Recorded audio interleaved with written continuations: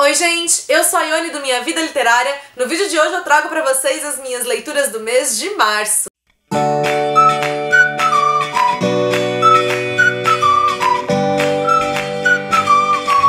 Mês passado consegui ler bastante, foram 11 livros lidos, então já vou começar a falar deles pra não enrolar e o vídeo não ficar assim tão gigantesco. O primeiro livro que eu li no mês foi A Sombra de Romeu e Julieta, que é uma espécie de releitura de Romeu e Julieta. Na realidade, aqui ele não recria a história nessa tragédia de Shakespeare, mas ele imagina, né, o que poderia ter acontecido ali com as famílias na cidade de Verona após a morte de Romeu e Julieta. Aqui no caso, o príncipe interessado em selar a paz entre as famílias propõe um casamento entre os primos de Romeu e Julieta, então um casamento entre um Montec e uma Capuleto. O livro ganhou uma adaptação para a série de TV que foi produzida pela Shonda Rhimes, e dá pra entender, né, como isso pode acontecer, porque o livro ele é bastante ágil. Embora, né, a gente tenha aqui de certa forma um romance sendo contado, isso meio que fica em segundo plano, tem muita ação acontecendo o tempo todo, várias reviravoltas, e a gente não tem tanto aqui um aprofundamento dos personagens, não é tanto uma questão intrínseca a elas, são mais realmente acontecimentos externos. Como eu falei, então o livro ele é bastante ágil, ele é voltado a um público jovem e eu acho que essa agilidade facilita na leitura. Não foi assim pra mim uma leitura uau, essa agilidade como um todo na verdade não fez com que eu me envolvesse tanto aqui nos acontecimentos, mas ainda assim foi uma leitura gostosa e o livro tá sendo sorteado no Top Comentarista de abril lá no blog, se você quiser participar, o link tá aqui embaixo pra vocês. Minha segunda leitura foi acho que a mais desafiadora do mês,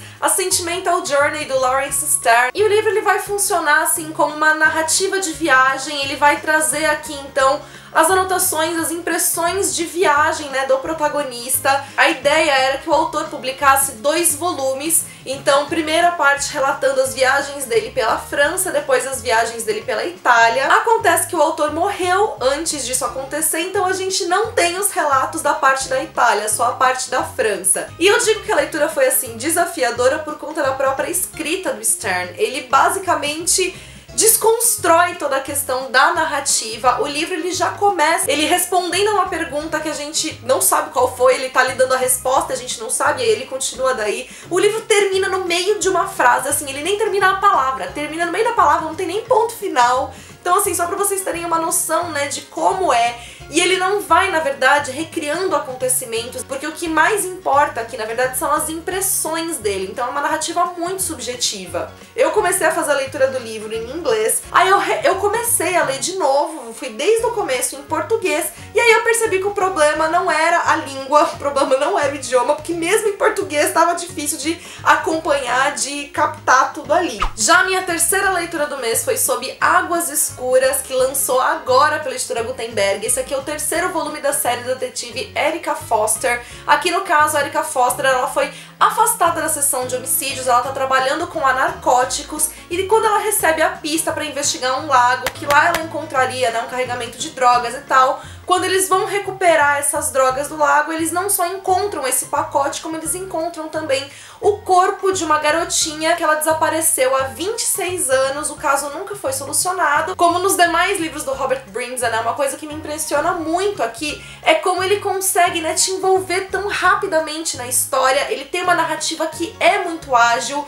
e ele consegue fazer um balanceamento muito bom, um equilíbrio muito bom entre delinear personagens e mesclar também com os detalhes em si dessa parte policial. Aqui também uma coisa que chamou minha atenção é que a gente tem um foco menor na história pessoal da Erica e um foco maior no caso. Como nos livros anteriores, né, a gente já acompanhou mais da história da Erica, aqui as coisas são mais superficiais, a gente só cita, né, uma coisa ou outra porque como os livros podem ser lidos separadamente, o autor ele precisa te situar, né, de quem é a Erica, mais ou menos o que foi que aconteceu com ela pra ela estar, né, nesse ponto da história. Vou falar agora de 2 leituras, né, que eu fiz ao longo desse mês, Hamlet e Macbeth. Começando por Hamlet, que é a peça mais longa de Shakespeare, é uma peça que vai abordar diversas temáticas. Aqui na história, né, o Hamlet descobre que o tio dele envenenou o pai do Hamlet, que era o rei, e ele fez isso, obviamente, né, pra conseguir se tornar rei. Depois de tornar rei, não só, né, satisfeito em fazer isso, ele ainda foi e casou com a mãe do Hamlet, casou com a cunhada,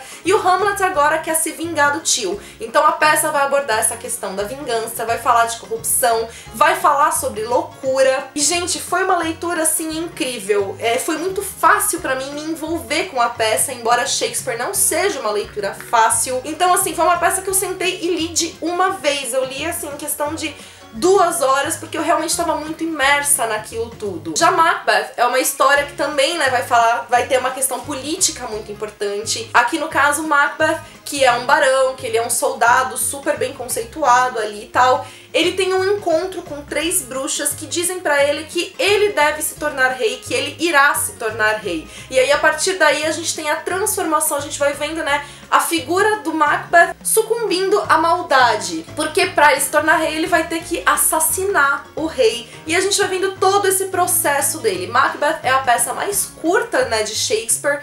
E pra mim foi muito mais difícil fazer a leitura de Macbeth do que de Hamlet. Embora ela seja mais curta e eu levei muito mais tempo, eu achei em alguns pontos mais complexos. Não sei se foi a questão também da linguagem, enfim. De qualquer maneira, eu tive realmente mais essa dificuldade, mas ainda assim também foi uma leitura incrível. As temáticas são incríveis. Hamlet tem diversas camadas, como eu falei, né, de leitura. Macbeth também acaba tendo, ele traz muito questionamentos, até essa questão das bruxas, né, o que elas fazem ali com Macbeth. Elas estão trazendo, né, uma previsão, né, do destino, ou será que elas simplesmente colocam uma sementinha ali na cabeça do Macbeth e é ele, né, que já tinha aquilo nele, que se deixa levar pelo que as bruxas falam. Minha outra leitura foi uma que, na verdade, eu tava muito ansiosa pra fazer e eu acabei me decepcionando com ela. Foi Em Nossa Próxima Vida. Aqui a gente tem a história de um casal que eles se encontram repetidas vezes em diversas vidas deles. Aqui a gente vai acompanhando basicamente 3 linhas temporais diferentes. Uma história entre os protagonistas que está se passando no século XVIII, outra que está se passando no século XIX e outra agora no século XXI, num futuro próximo da gente, mais ou menos o ano de 2030. Além disso, a gente também ainda acompanha, de certa forma, uma narrativa entre eles no ano de 2019. E essa narrativa, na verdade, é por meio de trocas de bilhetes, de e-mails, acompanhando cada uma dessas vidas diferentes neles, a gente vai conseguindo construir o que aconteceu com eles em cada uma das vidas, porque em cada uma dessas vidas eles estão fadados a uma tragédia, e a gente vai tentando descobrir o porquê raios eles sempre voltam a se reencontrar, o que é que tá por trás disso tudo. Eu esperava aqui uma história de amor muito mais aprofundada, mas não é bem isso. A gente tem mais essa questão da ação. Então não é um livro, na verdade, assim, com aquela cara romântica. Ele traz uma história romântica, mas a linguagem da autora não é essa. Ele tem, então, um quê de ficção científica, um quê de aventura, um quê de ação. Porém, tem uma característica do livro em si que eu achei decepcionante, independentemente da minha expectativa, que foi o final. Eu achei que o livro, ele cria um clímax, né? Ele cria uma coisa, assim, muito grande pra você entender o porquê que eles estão voltando e tal. E quando chega no final, você descobre, tipo... é muito decepcionante, sabe? Foi muito anticlímax. Minha outra leitura foi em e-book, foi o Vênus à Deriva, que já tem vídeo resenha pra vocês aqui no canal. Ele é a continuação, então, de Vênus sob a Concha. Essa é uma trilogia erótica de romance adulto. A gente vai conhecer a história da Júlia, que é uma mulher que não está em busca, né, de romance. Ela tem uma atuação profissional muito importante. Quando ela conhece o Paolo, ela vai vendo nessa vida profissional dela se aliar a essa questão da vida amorosa, da vida sentimental. Ela vai se vendo questionar muitas das coisas que ela queria pra ela, enfim. Esse segundo livro, né, não dá pra falar muita coisa sem dar spoilers, ele vai se aprofundar muito mais nessa questão da atuação profissional da Júlia. Ela é uma analista de fraudes, então a gente vai vendo, né, como ela trabalha dentro ali de uma empresa pra conseguir, né, descobrir, conseguir solucionar essas fraudes. Eu achei que isso foi muito legal no livro, que trouxe uma outra visão, trouxe uma outra trama. Outro livro que eu li, que eu amei, foi um dos melhores do mês, A Mulher na Janela. É um thriller psicológico. Aqui no caso a protagonista, ela vive reclusa, ela desenvolveu uma agorafobia, então ela não consegue sair de casa e a vida dela se resume a ela beber vinho, tomar os remédios dela e ficar observando a vida dos outros ali pela janela, até que um dia ela vê algo e ela tem certeza de que aquilo aconteceu, porém, né, quando ela chama a polícia e tal, todos os indícios apontam de que ela tá viajando, ela tá ali num estado de paranoia e tudo mais. O livro, né, como os thrillers psicológicos costumam ser, é narrado em primeira pessoa, isso te envolve desde o início, é daqueles livros que te faz ter uma leitura viciante. Olha, gente, esse é o tamanho do livro e eu li em um dia porque eu não conseguia parar de ler, eu não conseguia soltar o livro.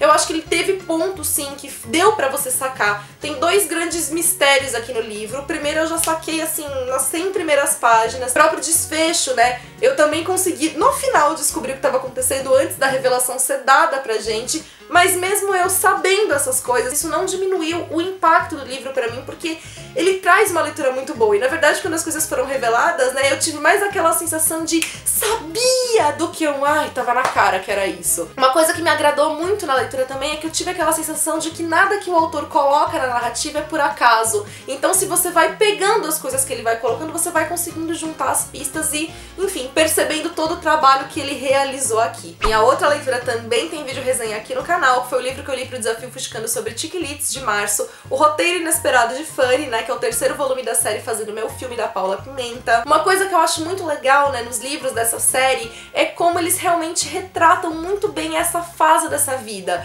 Então, assim, eu via a Fanny aqui, né, com os 18 anos dela, eu lembrava muito dos meus 18 anos. Porém, como eu só conseguia, né, pensar em mim com 18 anos e hoje, com 28, eu tenho outra cabeça, muitos acontecimentos que estavam aqui acabavam me incomodando porque me davam aquele desespero, né, de você querer virar pra personagem e falar, não, não é desse jeito, não é assim que funciona. Então, assim, eu tive muito conflito com as personagens, a leitura não foi tão envolvente pra mim quanto os dois primeiros livros da série foram.